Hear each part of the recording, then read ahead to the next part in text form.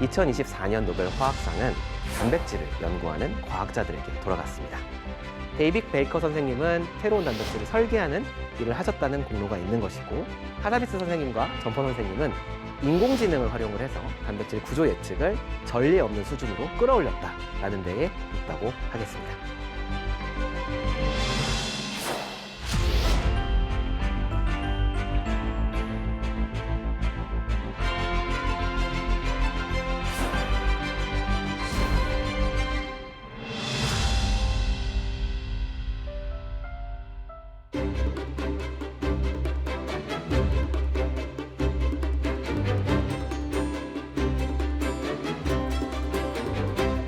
안녕하세요. 저는 부산대학교에서 단백질을 연구하고 있는 최정모 교수입니다. 오늘 이 시간에는 여러분들과 함께 2024년 노벨 화학상에 대해서 이야기를 나눠보려고 합니다. 2024년 노벨 화학상은 단백질을 연구하는 과학자들에게 돌아갔습니다. 단백질, 우리가 많이 들어본 단어죠. 보통 헬스 하시는 분들이 몸에 근육을 늘려주려고 할 때 단백질을 많이 섭취해야 된다, 이런 말씀을 하십니다. 단백질은 그렇게 근육을 구성하는 중요한 영양소이기도 하지만 그 외에도 우리 몸에서 꼭 필요한 그런 물질입니다. 몸 안에 있는 여러 가지 물질들을 분해한다던가, 또는 물질을 만들어낸다던가, 또는 물질을 수송한다던가, 이런 몸 안에서 일어나는 모든 대사작용들에 작용이 되는 그런 물질입니다. 그 외에도 단백질은 몸 안에 여러 가지 밸런스를 맞춰주기도 합니다. 그만큼 단백질은 정말 중요한 물질이라고 할 수 있겠고요. 굉장히 이른 시기부터 과학자들이 이 단백질에 대해서 관심을 많이 가지고 있었습니다. 그런데 이 단백질이라는 것은 사실 그렇게 복잡한 물질은 아닙니다. 마치 구슬이 쫑쫑쫑쫑쫑쫑 꿰어져 있는 긴 목걸이와 같다라고 생각을 하시면 되겠습니다. 이 구슬 하나하나가 다 다른 종류의 구슬들이 꿰어져 있고요. 그것들이 이렇게 꿰어져서 긴 끈과 같은 그런 구조를 만들어내게 됩니다. 이것이 기본적인 단백질의 구조입니다. 그런데 놀라운 점은 이렇게 생긴 단백질이 이 안에 있는 구슬들 사이에 서로 주고받는 힘들이 달라서 구슬들끼리 서로 잡아당기기도 하고 밀어내기도 합니다. 그래서 구슬들이 서로 밀고 당기고 하는 작용들이 일어나면서 처음에는 긴 끈과 같은 그런 구조를 가지고 있다가 차곡차곡 접혀서 하나의 3차원 구조를 만들어낼 수가 있습니다. 그래서 이것을 가리켜서 단백질 접힘이라고 부르고요. 서열에서부터 구조가 만들어진다라는 표현을 사용을 합니다. 그래서 보통 단백질을 연구하는 사람들은 알파벳 한 글자를 사용을 해서 단백질 구슬들을 표현을 하게 되는데요. 그것이 A, C, F, G 형태로 연결이 되어 있는지, C, F, H, K 형태로 연결되어 있는지, 이런 것들이 이제 소위 얘기하는 서열이라고 할 수가 있겠습니다. 중요한 것은 이렇게 한번 서열이 주어지면 이 서열에서 구조가 아무런 오류 없이 정확하게 만들어져야 된다는 것인데요. 이 단백질이라는 것은 몸 안에서 여러 가지 기능을 수행을 해야 되는데, 그때 이 녀석들이 마치 로봇처럼 정확히 작용을 해서 여기에 있는 분자를 쪼갠다든지, 이렇게 생긴 분자를 붙인다든지, 이런 작용을 해야 됩니다. 그래서 단백질 접힘이 정확하게 일어나는 것이 중요하고, 그렇게 해서 100% 정확한 구조가 만들어지면 그것을 가지고 몸 안에서 단백질들이 여러 가지 기능을 수행하게 되는 것입니다.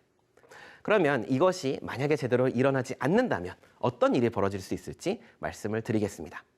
가장 쉽게 생각할 수 있는 것은 서열에서 일부가 변형이 되었을 때, 그것을 이제 우리가 변이라고 부르는데요.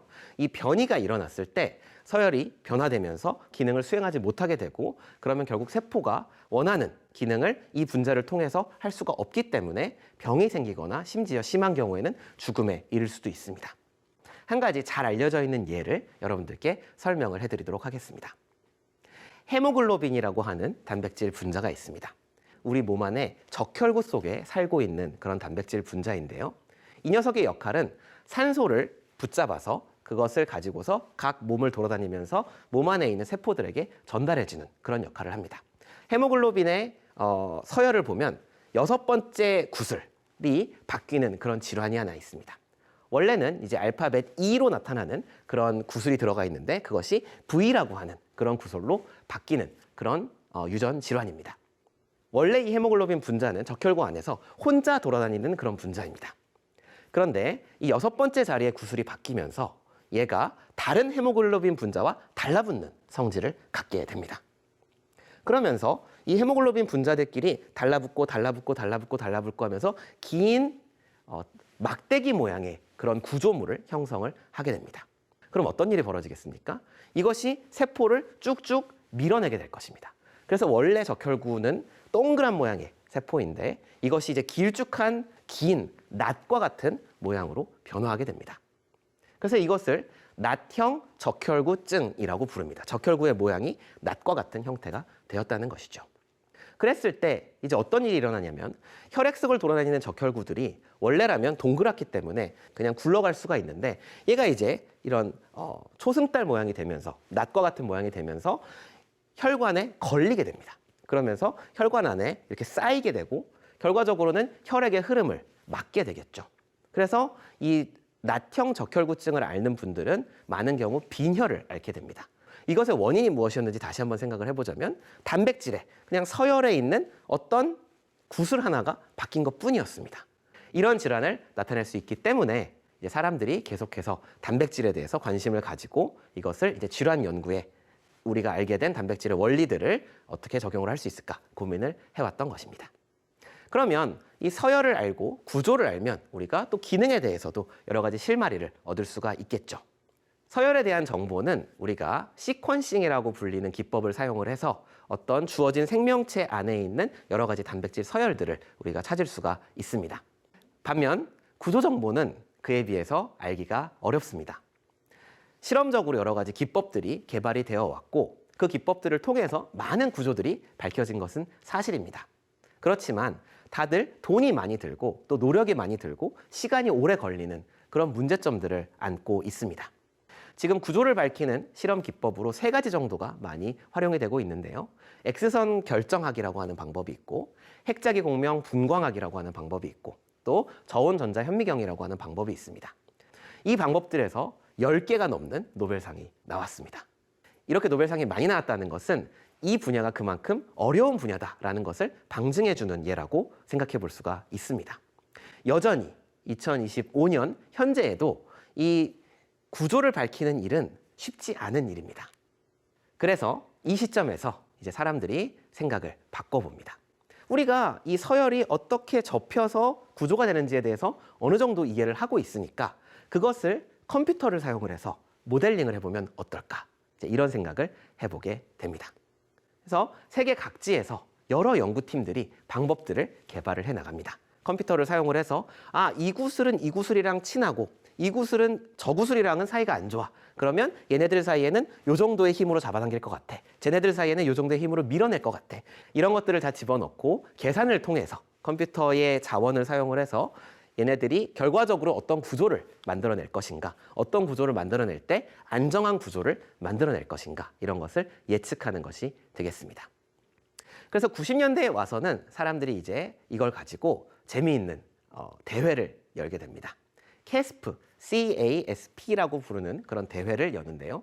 전 세계에 있는 이 단백질 구조를 예측하는 사람들이 같이 누가 더 잘하는지 자웅을 겨루는 그런 대회라고 할 수가 있겠습니다. 그래서 이 대회는 상금도 없고 상장을 주지도 않습니다. 하지만 여기에서 이제 1등을 하게 되면 이제 명예가 있는 거죠. 우리 분야에 있는 사람들 사이에서 당신이 독보적으로 1등을 했다. 이제 이런 이제 인정을 받을 수 있는 것이고 사실 그보다 더 중요한 목적은 이 대회를 통해서 서로 이제 배우는 그런 기회가 된다는 것입니다. 그래서 이 캐스프 대회가 어떻게 진행되는지를 간단하게 설명을 해드리겠습니다. 이 캐스프 대회의 주최 측에서는 아직 발표되지 않은 그러나 실험적으로는 구조를 얻어낸 그런 단백질들을 구합니다. 그리고 그 단백질의 서열 정보와 이제 구조 정보가 다 있는 상태에서 서열 정보를 이제 공고를 합니다. 그러면 이제 전 세계에 있는 연구팀들이 공지되어 있는 서열 정보를 보고 각자 가지고 있는 프로그램을 사용을 해서 예측을 합니다. 그래서 우리는 이런 구조를 얻었습니다. 우리는 저런 구조를 얻었습니다. 그것을 이제 주최 측에서 취합을 해서 정답 구조에 가장 가까운 것이 무엇인지 점수를 매겨서 이제 공고를 하게 됩니다. 근데 제가 아까 말씀드렸던 것처럼 이것이 그냥 1등을 가리는 것만 목표가 아니고 서로 이제 얼마만큼이나 우리가 잘하고 있는지 그리고 지식이 얼마만큼 발전해 가고 있는지 이것을 또 나누는 것이 중요한 부분이기 때문에 계속해서 자체적인 평가를 해 나갑니다. 그래서 캐스프 1회 대회가 1994년에 열렸는데요. 그 94년의 대회 이후로 얼마나 우리가 잘 해오고 있는지를 사람들이 평가를 해봤습니다. 그런데 30년의 시간이 흐르는 동안에 사실 아주 많이 발전을 했다고 하기에는 조금 아쉬운 부분이 있습니다. 여러 가지로 우리가 방법들을 개발을 했고 계속해서 정확도는 올라왔지만 그럼에도 불구하고 실험적으로 찾아놓은 구조가 없이 이 예측만 가지고 어떠한 단백질이 어떤 구조를 가질 것이다라고 말하는 것은 한 80% 확률로 맞을 것 같은데요. 이런 정도까지밖에 얘기를 할 수가 없는 상황이었던 것이죠.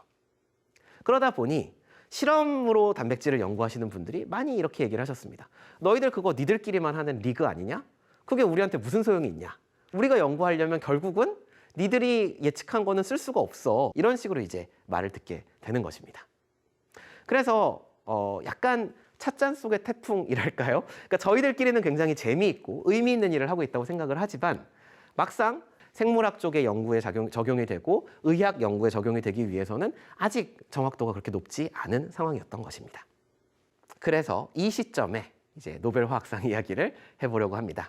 2024년 노벨 화학상 수상자가 3분이신데요. 그 중에 한 분이 데이비드 베이커라고 하는 분입니다. 이분이 2024년 노벨 화학상의 절반의 셰어를 갖고 계십니다. 이분의 공로는 무엇이냐? 계산을 통해서, 즉 컴퓨터를 사용을 해서 단백질 설계를 했다라는 데 있다고 합니다. 단백질 설계, 새로운 단어죠. 단백질 설계라는 것은 무엇이냐? 단백질의 서열을 가지고서 그 서열이 어떤 구조가 될 것인가를 맞추는 것이 지금까지 우리가 이야기했던 구조 예측이라면 목표로 하는 구조를 먼저 생각을 하는 겁니다. 나는 이런 일을 하는 단백질 분자를 만들고 싶어. 그러려면 얘가 이러이러이러한 모양이었으면 좋겠어. 근데 이러이러이러한 모양이 되려면 어떤 식으로 내가 구수를 쫑쫑쫑쫑쫑 집어넣어서 서열을 만들면 될까? 이것이 단백질 설계입니다. 베이커 선생님의 생각은 이랬습니다. 우리가 아주 정확한 예측 프로그램을 가지고 있지 않지만 어느 정도 통계적으로 의미가 있는 수준에서 예측이 잘 돌아가고 있으니 그러면 내가 목표로 하는 단백질 구조를 생각을 하고 그 구조를 만들어내는 애를 이 컴퓨터 프로그램을 사용을 해서 많은 서열들을 스캔을 한번 해보자. 그렇게 해서 10개 정도 가능성이 굉장히 높은 그런 서열들을 우리가 찾아낼 수 있다면 그 녀석들을 실험을 직접 통해서 내가 원하는 구조를 갖는 애가 나오는지 확인을 해볼 수 있지 않겠느냐. 이런 이야기가 되는 겁니다. 우리가 가지고 있는 프로그램의 정확도가 80%라고 해보겠습니다. 그러면 10개를 하면 대충 8개 정도는 맞는 게 나오겠죠. 그래서 베이커 선생님은 90년대부터 구조 예측을 해오셨던 그런 노하우를 활용을 하셔서 이제 2000년대 들어서 단백질의 설계를 하게 됩니다. 그 첫 번째 작품이 2003년에 발표된 탑7이라고 하는 단백질인데요. 얘는 특별한 용도가 있는 그런 단백질은 아닙니다. 하지만 인류가 지금까지 생명체 안에 존재한 적이 없었던 단백질을 처음으로 우리가 예상한 대로, 계획한 대로, 예측한 대로 얻어냈다는 데에 의의가 있는 그런 단백질이 되겠습니다. 그래서 2003년이라고 하면 한 이제 20년 전의 일이죠. 그 20년 동안 이 베이커 선생님은 계속해서 이런 단백질 설계 작업을 해오셨습니다. 처음에는 무언가 기능을 한다기보다는 그냥 우리가 원하는 구조가 만들어졌는가를 확인하는 식의 연구를 하시다가 최근 들어서는 정말 기상천외한 구조를 가지고 있고 정말 우리가 원하는 기능을 수행할 수 있는 그런 여러 가지 단백질 구조들을 설계하기 시작했습니다. 몇 가지 예를 들어드리자면 바이러스와 굉장히 유사하게 생긴 그런 단백질을 만들어냈습니다. 그래서 아직은 바이러스처럼 활동을 하진 못하지만 우리가 조금만 더 연구를 한다면 바이러스처럼 진짜로 행동할 수 있는 그런 녀석들을 만들어낼 수가 있습니다. 그 바이러스를 활용을 해서 백신 같은 것을 만들 수 있기 때문에 우리가 원하는 기능을 갖는 바이러스를 만들 수 있다면 굉장히 의학의 발전에 큰 도움을 줄 수가 있습니다. 또 특정한 분자를 검출해내는 그러한 단백질을 만들어내기도 하셨습니다. 이런 식으로 베이커 선생님은 우리가 이제 목표로 하는 기능을 수행하는 그런 단백질 구조를 새로이 설계를 하고 인류가 만나본 적 없는 생명체 안에 존재한다고 알고 있지 않은 그런 단백질들을 만들어내는 작업을 계속해서 해오셨습니다. 그리고 이 공로를 인정받아서 이번 노벨 화학상의 절반의 셰어를 받게 되셨습니다. 그래서 이 베이커 선생님의 연구팀은 우리 이 분야에 있는 사람들에게 있어서는 굉장히 세계를 선도하고 있는 엄청난 연구 그룹이라는 그런 명성을 쌓았습니다. 그런데 놀라운 일이 2020년에 일어납니다. 아까 말씀드렸던 캐스프 대회, 구조 예측하는 대회 14회 대회였습니다. 그때 갑자기 베이커 선생님네 연구실에서 발표한 프로그램보다 2배 이상의 정확도를 나타내는 어마어마한 프로그램이 발표가 되었습니다. 그래서 1등이 누군가 하고 봤더니 지금까지 사실 이 분야에서 막 유명하게 일을 해왔던 그런 그룹이 아니었습니다. 회사였고요. 그 회사에서 발표한 알파폴드 2라고 하는 그런 프로그램이었습니다. 이 프로그램이 발표되고 나서 학계는 정말 떠들썩했습니다. 분야에 있는 사람들은 다 같이 놀라서 이 사람들이 도대체 어떠한 비법 레시피를 가지고 있길래 이런 놀라운 프로그램을 만들었는가 다들 궁금해했었습니다. 그래서 그 다음 해인 2021년에 이분들이 이제 논문으로 자신들의 연구 내용을 발표를 해주는데요. 딥러닝이라고 하는 그런 기법을 사용을 해서 이제 구조 예측을 훨씬 정확하게 할 수 있었다라고 발표를 하게 됩니다. 근데 이 프로그램 자체만 가지고는 우리가 무언가 서열을 넣어서 구조를 예측하기 전까지는 큰 의미는 없습니다. 그리고 지금까지 이 분야는 무시받고 있던 분야였죠.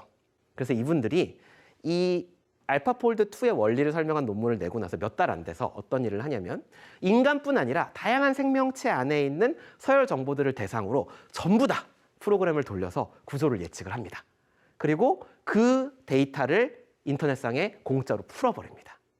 그렇게 해서 올린 데이터의 수가 2억 개가 넘습니다. 지금까지 우리가 알고 있던 단백질 구조가 실험으로 풀어낸 것만 카운트를 한다면 20만 개가 조금 넘습니다. 그런데 2억 개 이상의 굉장히 많은 수의 데이터들이 풀리니까 원래는 예측한 것들, 프로그램을 사용한 것, 컴퓨터를 사용한 것에 그렇게 큰 관심을 안 보이던 생물학자들이 야, 내가 가지고 있는 단백질은 아직 구조가 실험적으로 밝혀져 있지 않아. 그런데 엄청 정확한 프로그램이 나왔고 그 프로그램으로 예측을 했대 라는 소식을 듣고 그 구조를 관찰하기 시작을 한 거죠. 이 구조는 내가 생각했던 그 구조랑 비슷해. 우리가 연구하고 있는 내용을 잘 설명할 수 있는 그런 정확한 구조야. 이런 식의 이제 반향이 일어나게 됩니다. 그러면서 생물학계에서 와, 이 프로그램은 정말 정확한 거구나. 이것을 가지고서 우리가 연구에 사용을 해도 이제 손색이 없겠다. 실험으로 밝히기 너무 어려운 분자들은 그냥 이 알파폴드를 사용을 해서 예측을 하자. 이렇게 생각이 바뀌게 됩니다. 그러면서 어떤 사람들은 생물학의 혁명이다 라고까지 이야기를 하죠. 그래서 이 생물학 혁명을 일으킨 알파폴드를 개발한 두 사람이 노벨상의 나머지 절반 쉐어를 받게 됩니다.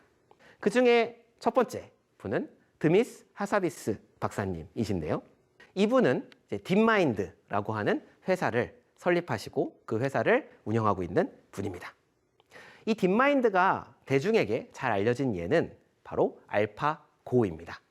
이세돌 구단이 4대 1로 대패했던 그 AI가 바로 이 알파고죠. 이 프로그램을 만든 회사가 바로 딥마인드고요. 이 딥마인드에서 알파폴드를 발표를 하였습니다. 이 하사비스 선생님은 원래 인공지능을 연구하던 분이었습니다. 그리고 예전부터 단백질 접힌 문제를 풀고 싶다라는 꿈을 가지고 있었다고 합니다. 본인이 단백질을 연구했던 사람은 아니지만 이것이 인류에게 굉장히 중요한 문제라는 인식이 있었고 이 문제에 대해서 계속해서 관심을 가지고 있으셨다고 합니다. 그래서 이 알파고가 성공을 거두고 나서 하사비스 선생님은 알파폴드를 개발을 시작을 하셨습니다. 알파폴드 팀이 시작하고 나서 사실 알파폴드2가 나오기 전에 한번 캐스프 대회에 출전을 한 적이 있습니다. 이미 눈치채신 분들도 계시겠죠. 알파폴드2였습니다. 1이 있습니다. 2018년에 캐스프 대회에 나가서 그때도 1등을 하기는 했습니다. 하지만 압도적인 점수차로 1등을 했다기보다 이제 신승을 했죠. 간신히 1등을 했습니다. 2020년에 알파폴드2를 이렇게 압도적인 점수차로 이길 수 있게 해준 공신은 바로 노벨상 3번째 수상자였습니다. 바로 존 점퍼라고 하는 연구원이신데요.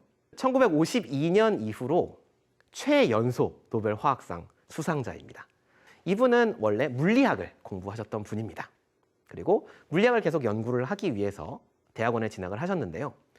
가봤더니 자기가 생각했던 것만큼 재미있지도 않고 좀 너무 힘들었다고 합니다. 그래서 석사를 받은 후에 그만두고 DE-쇼 연구소라고 하는 단백질을 연구하는 연구소에 들어가서 3년 동안 근무를 하십니다. 그리고 그곳에서 내공을 쌓은 다음에 시카고 대학교에 가서 계산생물학으로 박사 과정을 밟습니다. 이 계산생물학이라는 것이 지금까지 소개해드렸던 컴퓨터를 사용을 해서 생물학의 문제들을 풀어나가는 그런 분야입니다. 그리고 2017년 박사학위를 받고 이후에 딥마인드에 입사를 해서 지금까지 딥마인드에서 일하고 계십니다. 그래서 이 점퍼 박사님이 이 알파폴드2를 개발하는데 큰 기여를 하셨고, 실제로 이 알파폴드2의 내용을 발표하는 논문을 보면 거기에 주저자, 가장 중요한 기여를 한 저자로 이 점퍼 박사님이 올라가 있는 것을 확인을 할 수가 있습니다. 그래서 한마디로 정리해보자면 2024년 노벨 화학상을 수상하신 세 분의 업적은 컴퓨터와 단백질, 이렇게 키워드를 정리할 수 있을 것 같고요. 데이빗 베이커 선생님은 그 컴퓨터를 활용을 해서 단백질을 설계하는, 인간이 만난 적 없는 새로운 단백질을 설계하는 일을 하셨다는 공로가 있는 것이고, 하사비스 선생님과 점퍼 선생님은 인공지능을 활용을 해서 단백질 구조 예측을 전례 없는 수준으로 끌어올렸다라는 데에 있다고 하겠습니다. 그러면 노벨상이 수상된 지도 이제 몇 달 지났죠.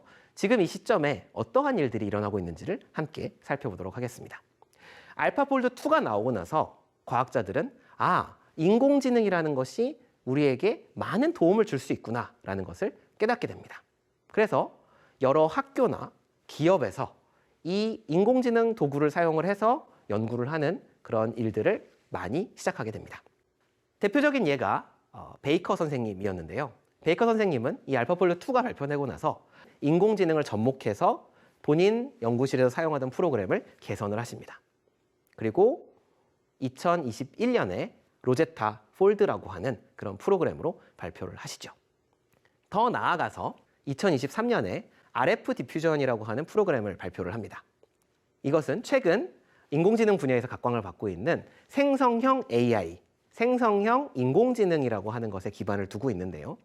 그런 생성형 인공지능을 사용을 하면 단백질을 우리가 설계하는 데 사용할 수도 있겠다라는 것이 베이커 선생님의 아이디어였습니다.